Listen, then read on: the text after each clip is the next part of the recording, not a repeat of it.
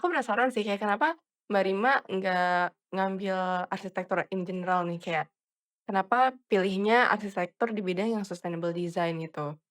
Motivasinya apa sih Mbak di balik itu?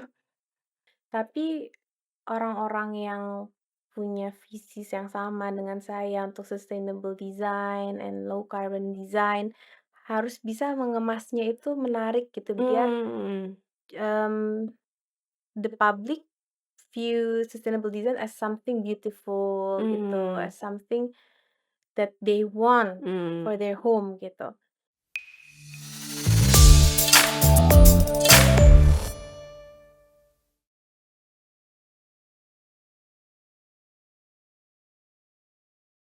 Halo Mbak Rima, selamat Hai pagi. Tita, pagi. Gimana nih Mbak Rima kabarnya hari ini? Baik, alhamdulillah sehat semua. Oke, hari ini kita mau ngobrolin santai aja sih tentang, mmm, apa namanya, arsitektur lah ya. Kebetulan nih Mbak Rima kan, saat ini, jadi founder dari Rima Ginanjar Design ya gitu. Mbak Rima bisa cerita sedikit nggak sih tentang, Rima Ginanjar ini tuh, bergerak di bidang apa, Rima Ginanjar Design? Ya, jadi Ginanjar Design ini memang kita interior dan arsitektur ya, tapi kita fokus pada bangunan-bangunan atau desain yang sustainable gitu. Jadi itu unique value kita yang pengen kita bawa gitu ke market. Memang, awal mulanya ini dari ini sebenarnya ide dari tesis sih dulu waktu S2 di Liverpool. Jadi waktu aku lagi kuliah di Liverpool sama suami, ada Mas Reza. Jadi aku ngambil Sustainable Design in Architecture. Nah, Mas Reza ini ambil Entrepreneurship gitu. Nah, tesis aku tentang sustainable, construction in Indonesia. Jadi di situ aku ngegali sejauh mana sih sustainable construction itu di Indonesia.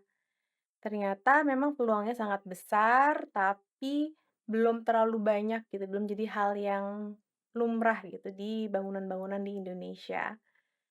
Nah terus, aku kan bagian teknis tuh, jurusan aku di, sustainable design itu agak teknikal lah. Nah Mas Reza ini di bagian entrepreneurship. Jadi what's interesting kita di situ mulai kolaborasi Hmm, tuh dari sejak kuliah. Jadi Mas Reza di situ dia buat thesis yang tentang business plan ya, atau business opportunity tentang sustainable design. Nah, saya di ininya nih, technical-nya. Jadi Mas Reza yang ngolah kayak business plan-nya, kayak, mmm, ya everything about business lah, marketing and kolaborasi ya jadi ya? everything gitu kan. Nah, banyak juga tuh dari awal memang Mas Reza ngelihat thesis thesis aku Mhm. yang sustainable design itu, dan dia bawa masukin ke thesis dia, tapi as inform in, business plan. Nah, habis kita kuliah itu, pas banget itu lagi corona, jadi yang awalnya suami aku pengen lanjut S3 di Inggris, akhirnya kita decided to come back home. Pas banget waktu itu border baru tutup, mau tutup besoknya, terus kita, akhirnya bisa berangkat, alhamdulillah pulang dengan selamat, ke Indonesia sama Mas Reza dan, with my baby 5 bulan waktu itu. Wah, keren banget ya, masih baru kuliah ya padahal lagi kuliah ya waktu Iya, itu? jadi waktu itu pas aku kuliah S2 selama 1 tahun, sambil memang lagi conceiving dan alhamdulillah setelah selesai thesis, 1 bulan kemudian lahirlah, Azlan gitu. Jadi pas kita Mmm, graduation, eee, aku gendong anak bayi 3 baby minggu. wow, Minggu lagi masih kecil graduation banget, masih ya? merah. Aku graduation megang apa ya waktu itu nggak ada, Cukup megang ini piagam piagam aman. aja ya, nanti soon aja ya baby-nya. Oke, ini menarik sih menurut aku karena, so far kayaknya aku juga jarang banget nih dengar tentang mungkin kuliah yang jurusannya sustainable architecture gitu kan. Mmm. Nah, kayak mostly kayaknya mungkin, aku selalu taunya oke cuma In kuliah iya, general, in general arsitektur in general, arsitektur aja. engineering in general, sipil Betul. in general gitu Iya, ya. benar benar. Ya memang sih, memang jarang didengar Mmm, karena waktu itu pun saat aku kuliah S1-nya di Perth, tentang architecture, di Australia sendiri nggak ada yang S2-nya, punya program tentang sustainable design itu. Jadi Saya cek-cek gitu kan di internet, ternyata di Liverpool di UK lah, ada beberapa kotanya dia yang punya program in sustainable design gitu atau climate resilient in design. Jadi apa ya, apa namanya, bangunan arsitektur yang bisa membantu kita menanggulangi masalah climate change lah pada Mmm, intinya. Nah, jadi setelah saya tinggal kayaknya di Perth itu 7 tahunan lah dengan mama saya, mmm, ketemu Mas Reza lah ya. Mas Reza waktu itu lagi kuliah di ISK Business School, oh dia sini. kita ketemu setelah aku lulus S1 dan cocok, klik banget sama dia energinya gitu kan, dan aku baru tahu memang sebenarnya waktu itu di Liverpool atau di Inggris lah ya, dia itu kuliah hanya 1 tahun programnya. Nah, sedangkan Mmm, di Australia kebanyakan tuh 2 tahun. oh oke Jadi oke. kayak, why not gitu kan, dapat gelar S2 tapi lebih cepet. Oke. Jadi aku info mama aku, "Mah, kayaknya mau pindah aja deh dari Perth mau ke Liverpool nih," gitu. Dia awal kaget sih kayak, "Hah, ngapain pindah ke Liverpool? Udah di sini aja, udah ada rumah, udah ada mobil, ngapain jauh-jauh, sama mama aja, temenin mama," gitu kan. Tapi kayak, "Ah, nggak deh Mah, nggak apa-apa, Halimah mau lanjut gitu S2 di Liverpool." Karena memang udah lama juga ya Mmm, di Perth, kayaknya it's time to hijrah lagi deh. ke Liverpool ya hijrahnya? Jauh-jauh ya, emang udah kebiasaan bolang dari kecil Oh, kayaknya. jadi ya udahlah nggak apa-apa ya Iya, sekalian jadi biar lebih sudah cepet juga. biasalah, mmm, pisah dengan keluarga, nanti pastikan akan kembali lagi gitu. Mmm, Ya jadi interesting sih, sekarang itu banyak, apa ya, kuliah ya, jalur kuliah terutama di Inggris ya yang memang ke sustainability. Memang kalau di Inggris kan dia sangat advance lah ya mhm, untuk masalah net zero, zero carbon. Jadi memang kayak pindah ke sana untuk belajar tentang hal itu memang pilihan yang tepat sih.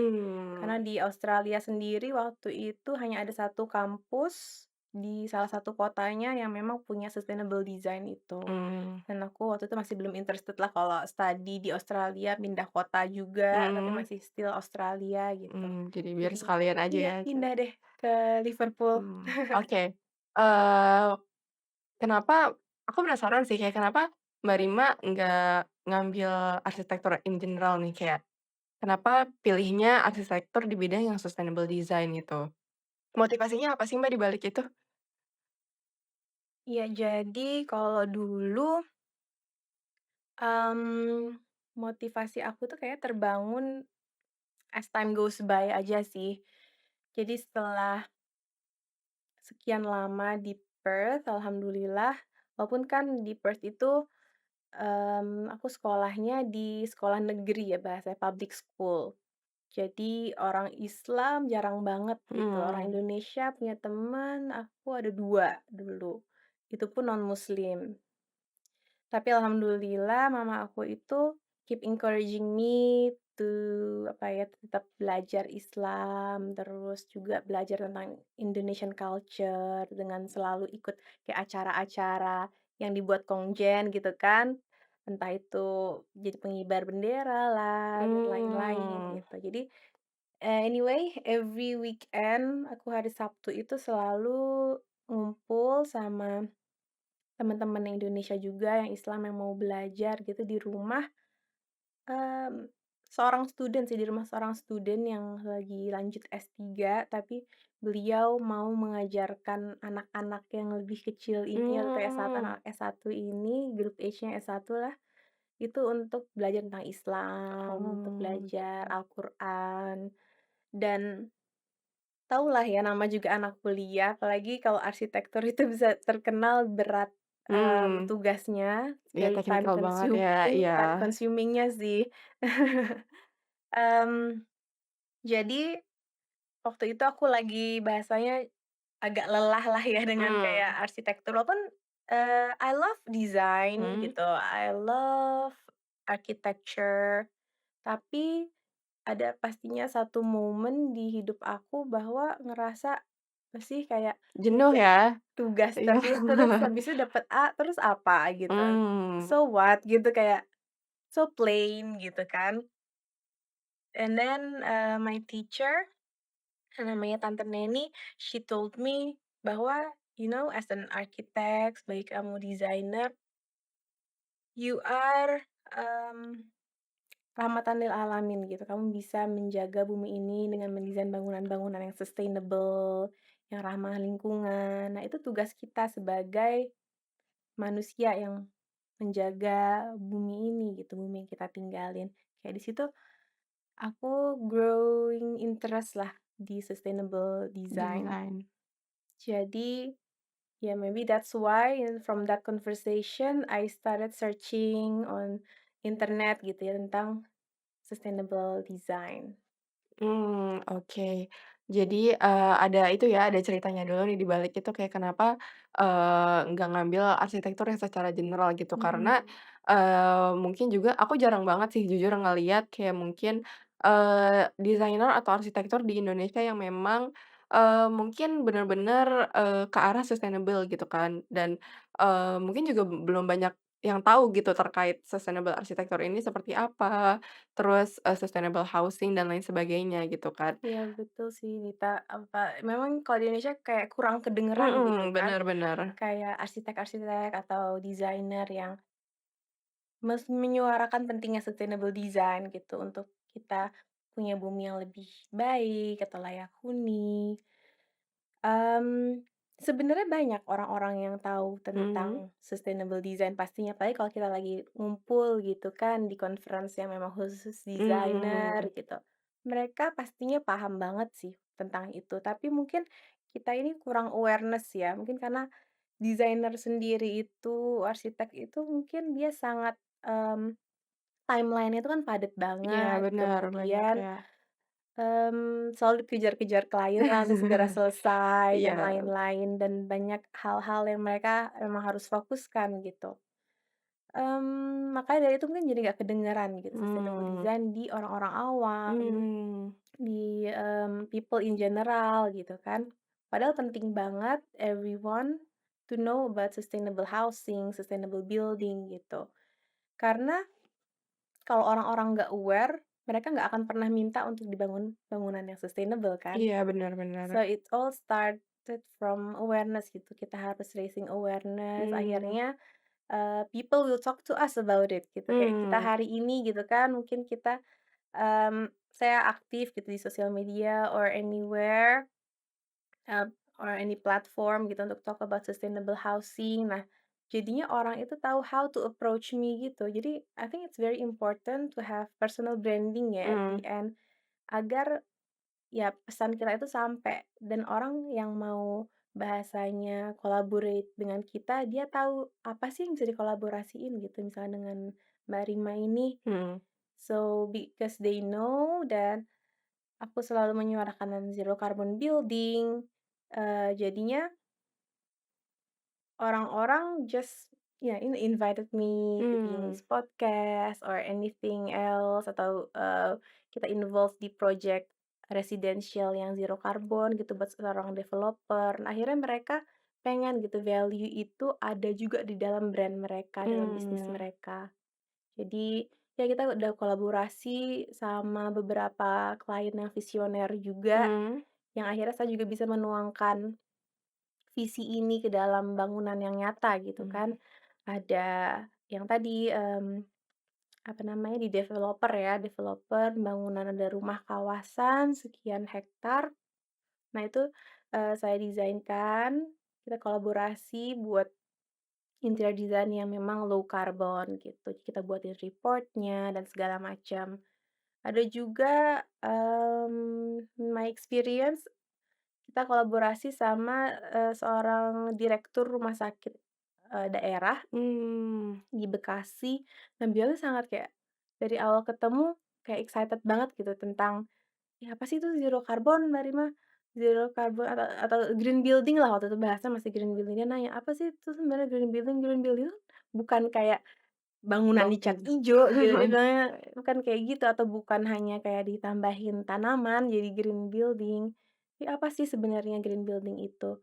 Nah, dari situlah dari percakapan doang ya, dari Mmm, percakapan itu, conversation kita, akhirnya kita, bangun policy eksekutifnya yang memang interior design-nya diaplikasikan konsep-konsep, sustainability, konsep low carbon, jadi dari gitu. awal spreading awareness dulu ya, value-nya dulu Mhm disampein mhm. nih ke kliennya. Spreading awareness, atau awareness itu bisa dari macam-macam ya, dari Mmm, conversation, dari kita ngobrol dengan klien, dengan kita pitching, atau bahkan cuma kayak gini saling aja kenal bisa ya? aja gitu, yang penting saling kenal, kita dapat kesempatan untuk Mmm, diskusi, dari situ sih awal mulanya. mmm, Jadi dari project itu kita bangun kan, poliklinik eksekutif yang sustainable, dan di situ kita nggak stop gitu. Karena itu nggak cukup hanya bangun bangunan yang sustainable. hmm, Nah, sekarang kan pasti direkturnya tahu nih konsepnya apa, tapi kan, mmm, karyawan-karyawan mereka belum tahu. So, kita lanjut program selanjutnya itu kita buat awareness buat para staf, nurse, dokter, biar mereka tahu sebenarnya bangunan ini tuh sudah didesain dengan sustainable, tapi apa sih itu sustainability? Nah, kita jelasin di situ. Jadi setelah project itu selesai, handover, kita adakan seminar lah tentang low carbon and, climate resilient healthcare. Jadi memang segala segala gedung kali ya, kan ada rumah sakit, ada mall, itu semua sebenarnya perlu tahu sih okupannya yang mengisi, yang hidup di dalam gedung-gedung itu perlu tahu gimana sih, kita bisa membuat bangunan ini beroperasionalnya misalnya lebih rendah, karbon, energinya, rendah mmm, karbon, arti kan lebih hemat listrik gitu, oh, oke. lebih nyaman buat penggunanya gitu, buat yang datang. Jadi itu, very interesting sih, dan memang, dari pengalaman aku kayaknya memang harus dari awareness-nya, atau apa ya, harus dari pemimpinnya nih yang harus Mmm, mau untuk menuju ke yang lebih baik gitu, untuk zero bangunan carbon. yang lebih sustainable. Karena kalau nggak ada yang menggerakkan nih dari atas, nah itu akan susah tuh menggerakkan Ke ke yang semua lain-lainnya ke juga ya? lain-lainnya gitu. Oke, Ya tapi ya, saya senang banget bisa kolaborasi sama orang-orang visioner juga, karena pasti kalau punya visi sendiri itu nggak akan jadi apa-apa kalau nggak kita kolaborasi kan. bener Jadi ya bener. contohnya dengan direktur, rumah sakit daerah di Bekasi, dia bisa menggerakkan semua karyawan dan staf-stafnya dia gitu top down, eee, agar mereka lebih sustainable dan mengerti bagaimana cara mengoperasionalkan bangunan itu. Kemudian juga dari bottom up-nya kita juga raise the awareness gitu dengan staff-nya, misalnya lebih ke teknikal lah ya, biasa kalau Mmm, bottom up itu misalnya kita kasih training, auditor energi. Nah, di situ kan, sudah peran mereka gitu sebagai building management untuk mengoperasionalkan bangunan itu dengan sustainable atau dengan, hemat energi ya. mhm, Jadi, di situ kita ajarkan dari, Rima Ginanjar ya dulu nama brand-nya, sekarang kita punya memang ada 2 brand nih, satu Rima Ginanjar Design, dan yang satu lagi ESQ, ESG. Nah, di situ kita di ESG ini, Environmental Social Governance, kita ajarkan, mmm, ya pihak-pihak yang memang harus involve gitu untuk green building, bagaimana bisa kita jadikan bangunan itu hijau gitu ya, pastinya harus ada training dan macam-macam. jadi, 2 perusahaan ini tuh jadi kayak saling Saling melengkapi iya, ya satu saling sama lain ya melengkapi, jadinya? salah satunya dari desainnya, segi desainnya yang saya rasain sangat penting banget gitu ya, buat saya personal, karena dengan bangunan yang fisikal gitu ya, Mmm, itu tuh itu tangible kan, bisa kita lihat, kita rasakan, bisa kita jelasin ke orang-orang jadi lebih paham gitu. Nah, it's a powerful message for me, that's why I keep doing this design, while on the other hand aku juga masih kolaborasi sama Mas Reza di ESG. Di ESG ini, kita banyak lebih involve atau biasanya collaborating itu with decision makers, dari maksudnya direktur dan segala, macam yang di bawahnya gitu, di struktur organisasinya, untuk bagaimana mereka bisa mengurangi karbon di bangunan, bagaimana building manajemennya bisa lebih hemat Enak. energi, dan masih banyak lagi. Jadi Mmm, kita saling melengkapi di situ karena luas kita ya ternyata melihat ya. bahwa sustainable building itu bukan hanya pekerjaan seorang arsitek atau Mmm, desainer, tapi memang banyak stakeholder yang mempengaruhi sustainability itu, dari government-nya kan dengan, segala aturan mereka, kemudian ada investor, ada developer yang harus punya pemahaman yang sama agar value kita yang bisa sama ya ya? value yang sama biar kita bisa sama-sama menuju value itu, Mmm, gitu. oke.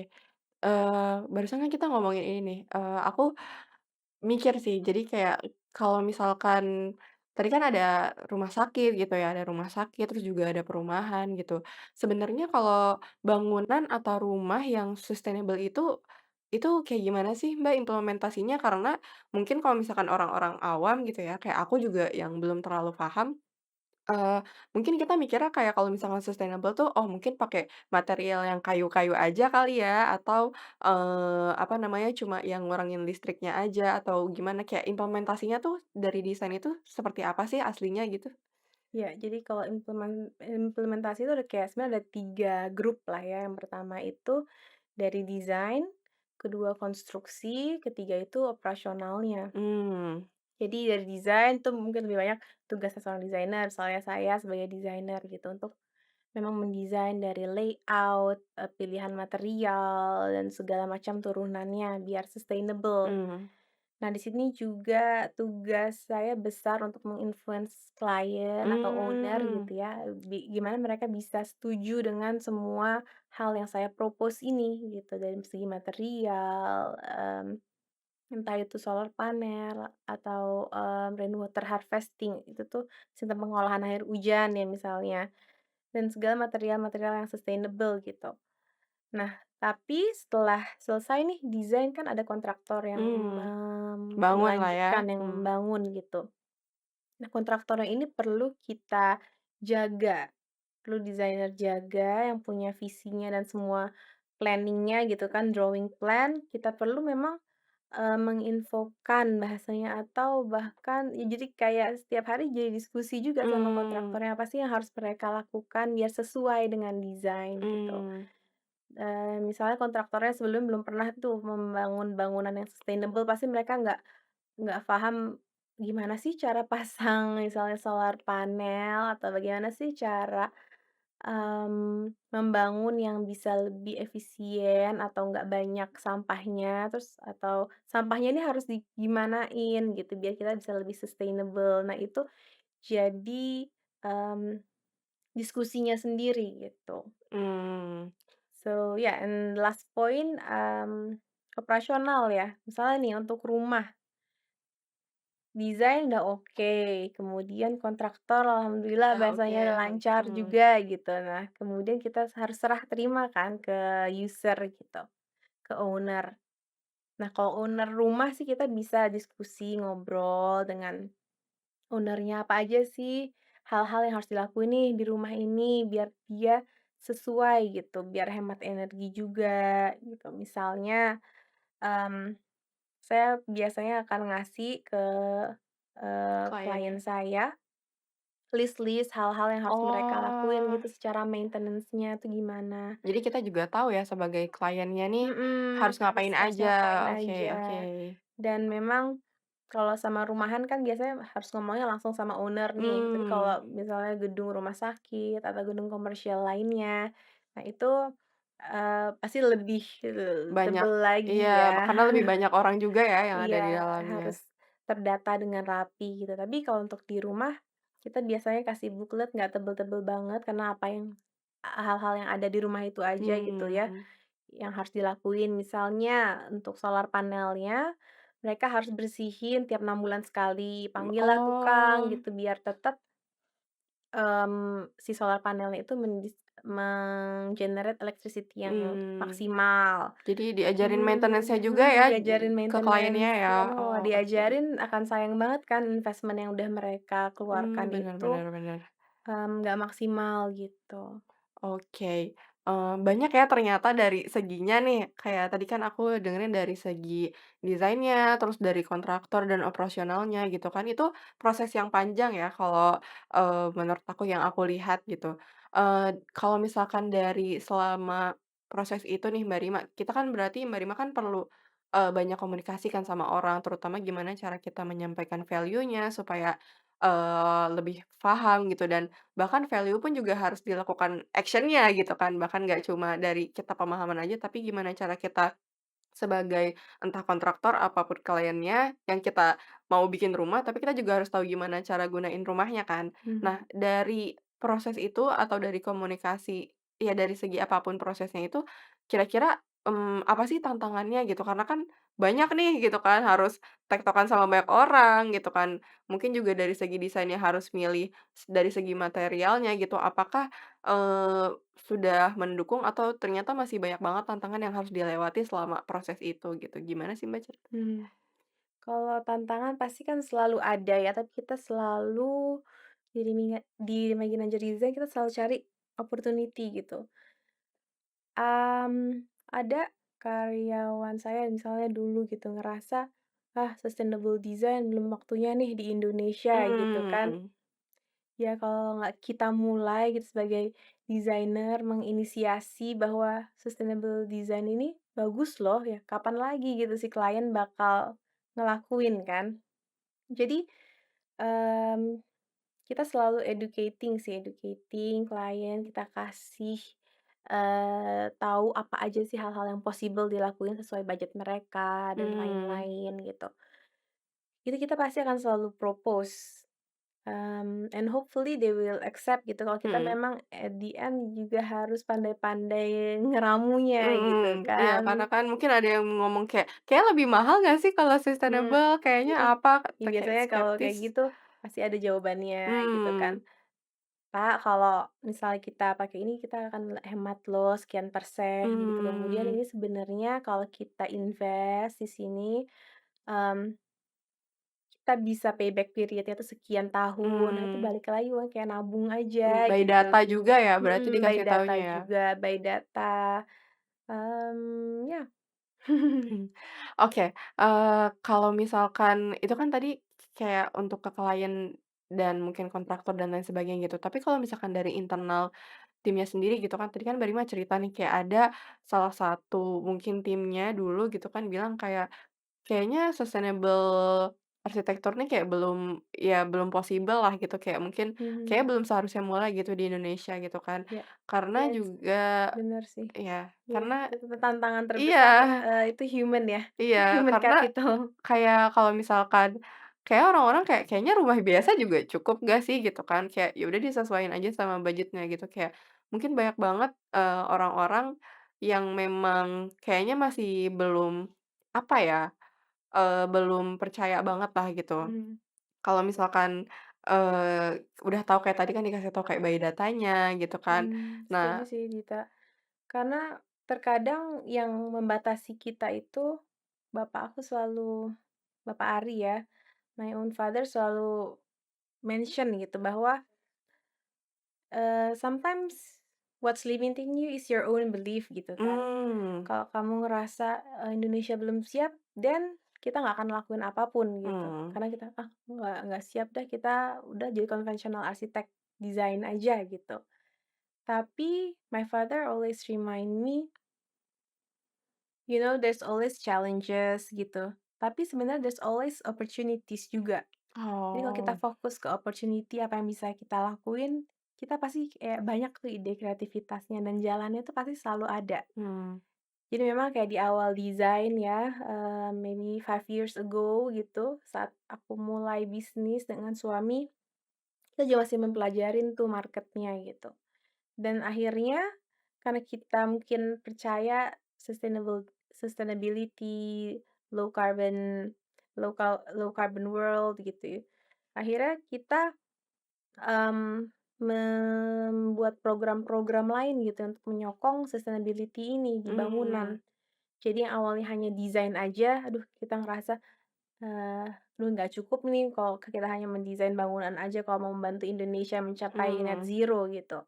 So we found that, um, we founded a training, yang berurusan dengan sustainable building lah, entah itu ada green building training, Mmm, ada training auditor energi.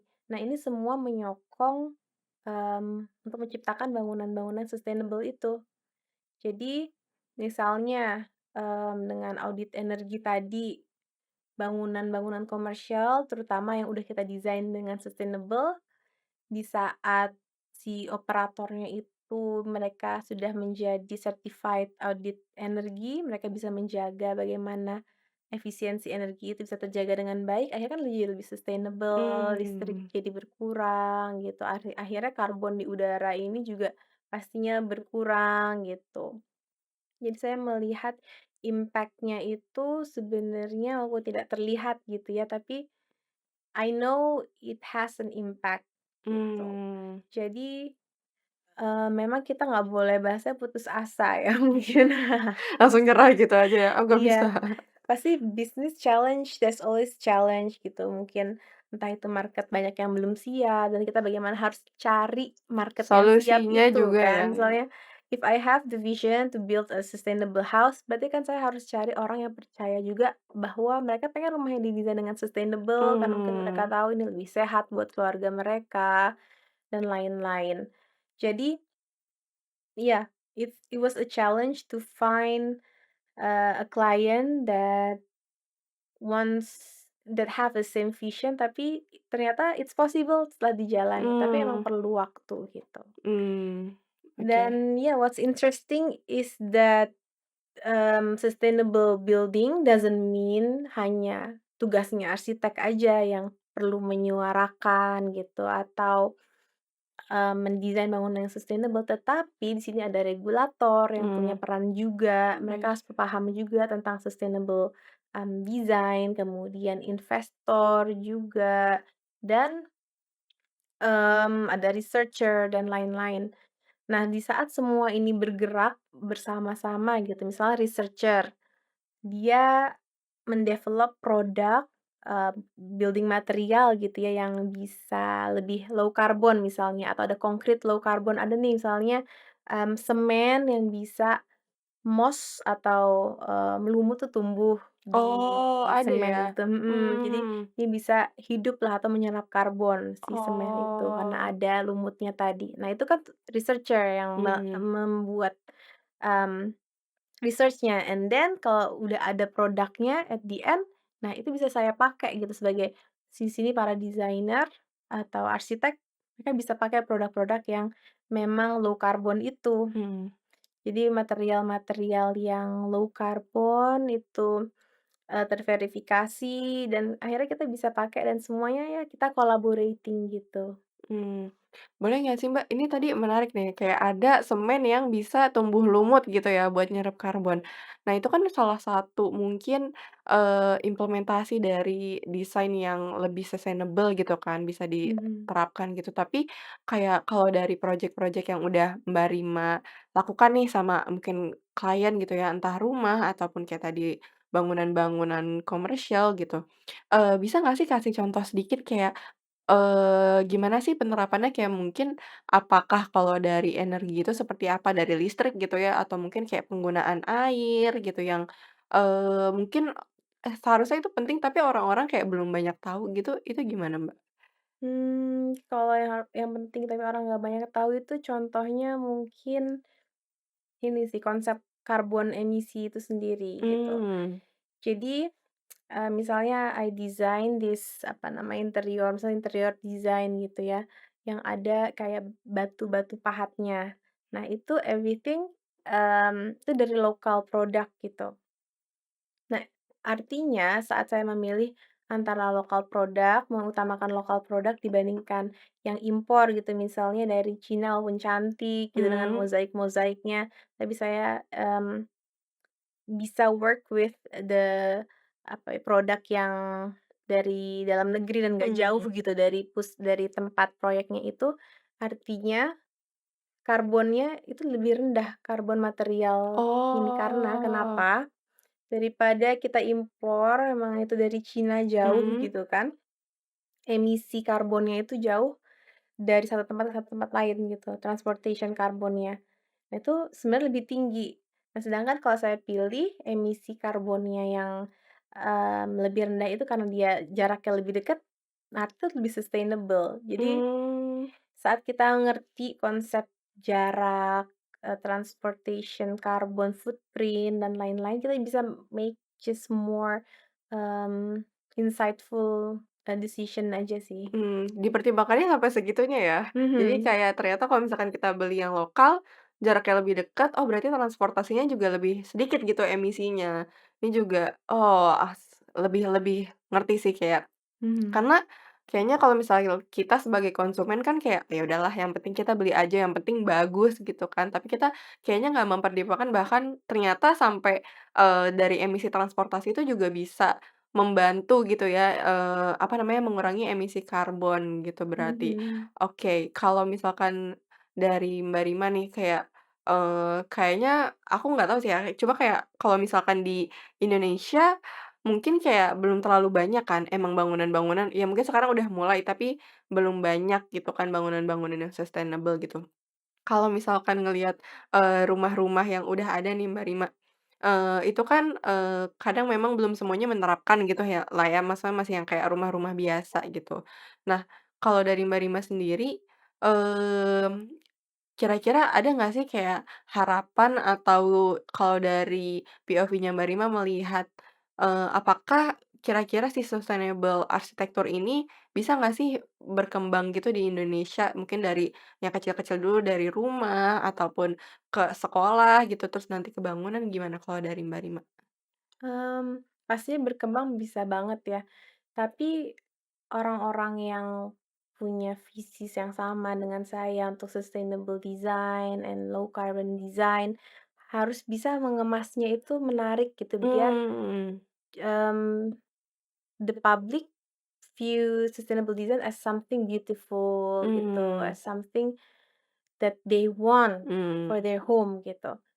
Jadi memang di awal, for example aja ya, di awal kita bungkus sustainable design itu with education, educational lah gitu, conversation dan lain-lain. Nah, kesini-sini I realize for sustainable design to be accepted, to be embraced, it has also to be beautiful gitu. mmm, Jadi, sustainable design atau responsible design itu aja nggak cukup, tapi bangunannya atau produknya itu sendiri tuh harus cantik, harus beautiful, karena everyone loves everything that is beautiful, iya, kalau right? cantik orang pasti lebih Iya, pay attention ya kalau yang that's why kenapa kayak di Instagram everything that's beautiful or funny mhm pasti mhm. bisa reach like Banyak ya? ya millions of views gitu. Tapi kalau kita, mmm, kurang mem-package-nya tuh dengan baik, nah itu akan mungkin agak susah gitu diterima dengan masyarakat banyak. Oke. Kalau berarti perlu ini ya, cara ngemasnya ya, gimana Mhm, supaya jadi terlihat lebih cantik gitu ya, terutama kan kalau di interior tuh kayaknya orang-orang udah punya kayak style-style sendiri yang mereka suka gitu. Jadi, mhm, mungkin kalau misalkan orang ngelihat, entah majalah atau apa gitu iya, ya, kalau interior kan pasti kita lihatnya yang, "Oh yang cantik dulu nih," gitu. Tapi ternyata ada behind story-nya juga. Jadi, mungkin desain itu nggak cuma cantik, tapi di balik cantik itu mhm, tuh ternyata ada sustainable juga gitu ya iya, berarti ya? jadi there's also a power in communication ya, Hmm. design communication. Contohnya nih yang aku lagi dalamin itu in marketing, so I connect between fashion sama design. Jadi I want people to find their true style di interior design juga. Mhm. Karena kok kita lihat memang di sosial media pasti it's all banyak tentang fashion, luxury fashion. Mhm. Tapi sebenarnya luxury fashion kan luas banget ya. There is Louis Vuitton yang luxury-nya seperti apa, ada Mhm. Loro Piana yang Mhm. dia lebih kayak ke silent luxury ya, Iya, what's the word? heeh, quiet Quiet elegance ya, luxury quiet ya, elegance quiet sekarang. elegance kayak gitu. Jadi what kind of luxury do you want?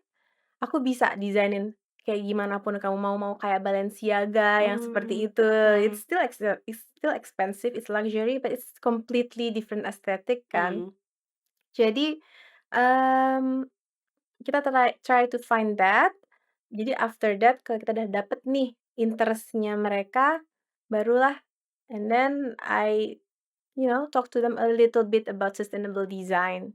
So yeah, Mmm, I'm trying to ini ya, apa kayak namanya, korelasikan ya korelasikan biar mereka antara ngomong dulu fashion deh pokoknya kita mhm, kita punya something in common dulu dan we'll talk about sustainable design.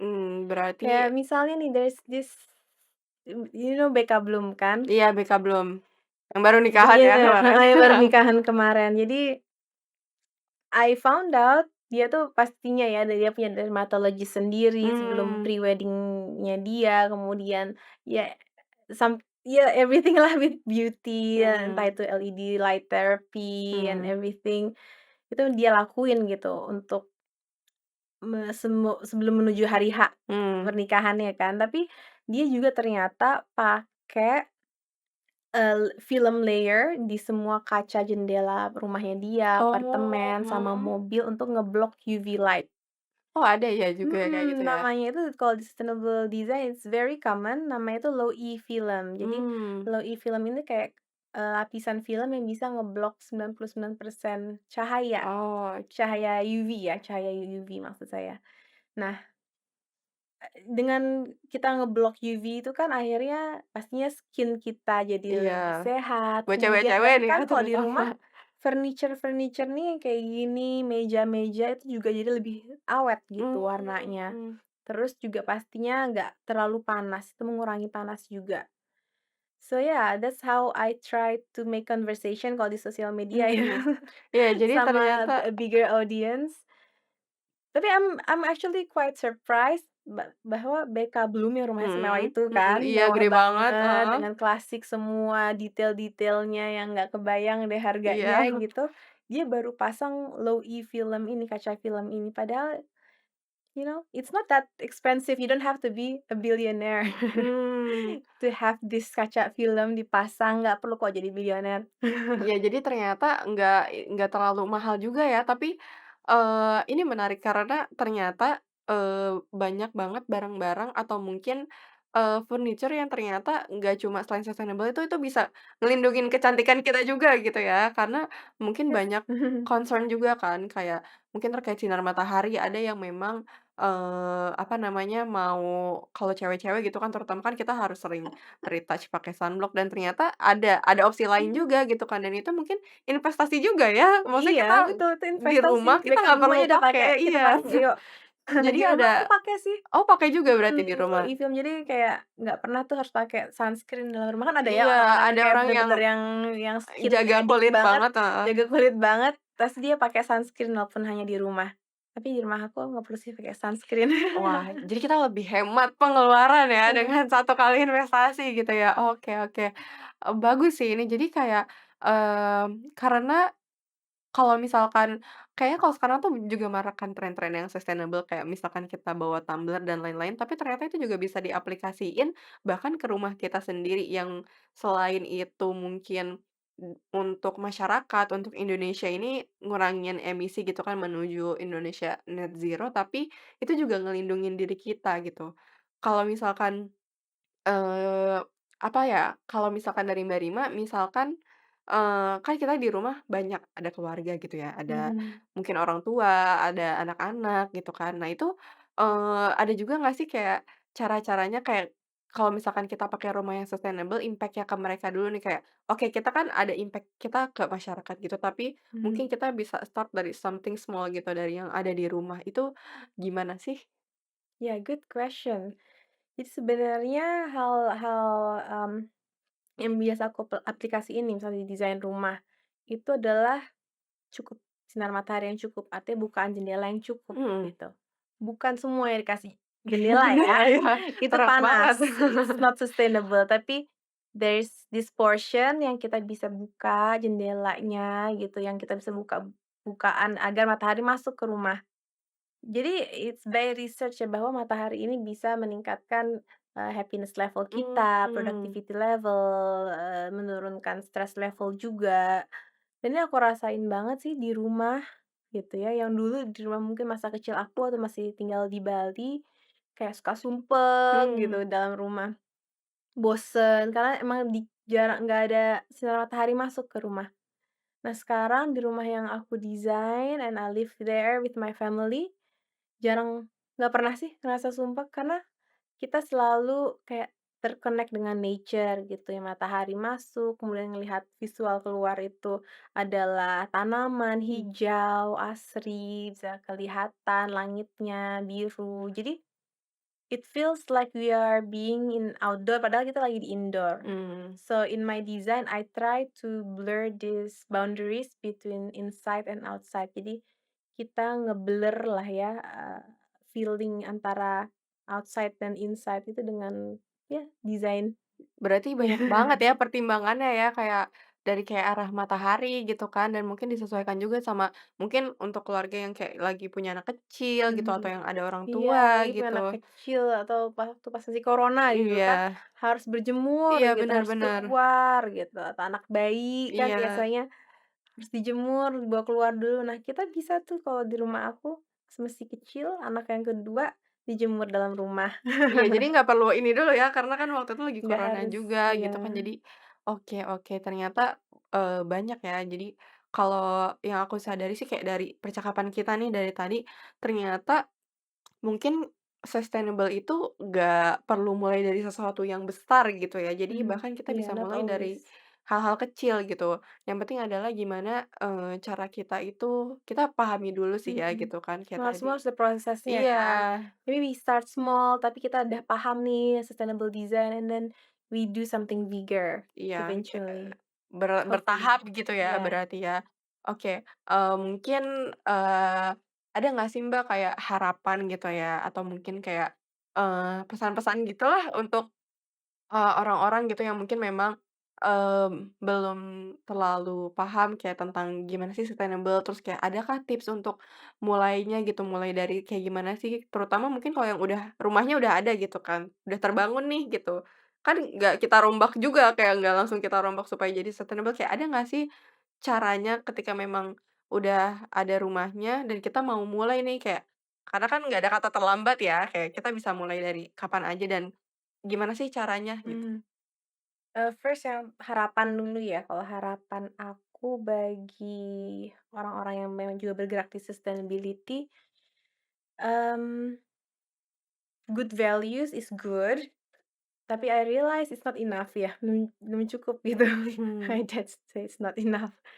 We need to work hard, terus we keep we need to keep working on our strategy. Gimana mmm, strategi kita ini bisa diterima di masyarakat.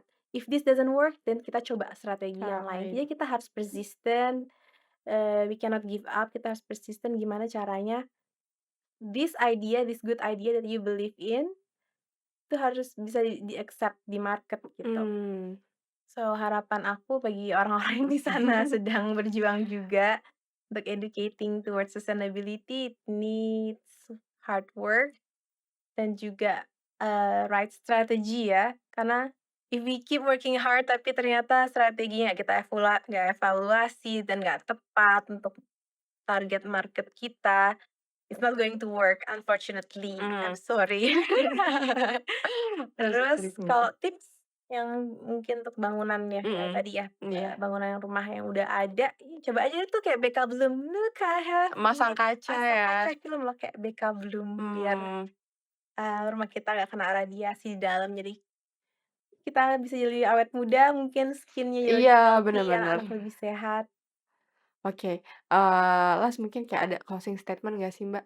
Jadi kayak mungkin nggak kata-kata terakhir juga ya, cuma lebih ke arah kayak, untuk encourage nih, orang-orang di luar sana gitu mungkin, ini juga bisa dipakai untuk aku juga sih, kayak kalau aku kan belum berkeluarga ya, jadi mungkin sekarang udah dapet nih pandangannya gitu, tapi kalau orang-orang di luar sana kayak, bisa nggak sih, Mbak, kasih kata-kata kayak supaya kita nih lebih semangat gitu untuk, mmm ketika kita memang ingin punya tempat tinggal atau ya entah ke mana kita akan, pergi gitu ya, kita tetap dalam mungkin, kesadaran yang kayak kita tuh punya tanggung jawab dalam, untuk bumi kita gitu kan, terutama mungkin saat ini yang sedang marak-maraknya kayak climate change gitu kan, yang di Indonesia mungkin cuaca yang nggak menentu, penyakit dan sebagainya. Semua orang pasti punya value-nya masing-masing, punya keahliannya masing-masing.